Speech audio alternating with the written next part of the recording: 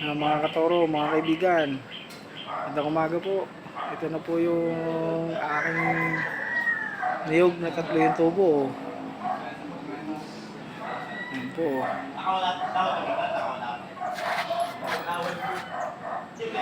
Pero po siya ngayon ay mayroon ng ugat. Ayan po, may ugat na.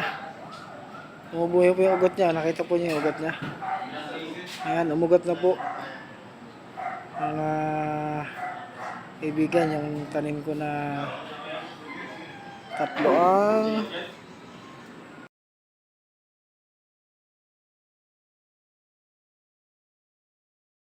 suloy pero iisa ang pinagmulan. Ayan, ayan po. Ano po?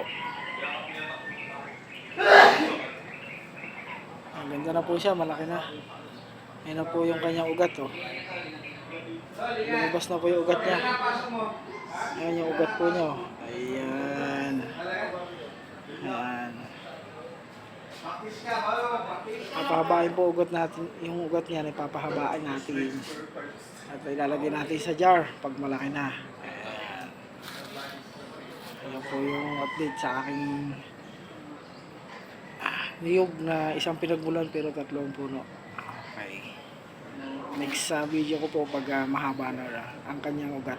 Ayan, babay po sa inyo.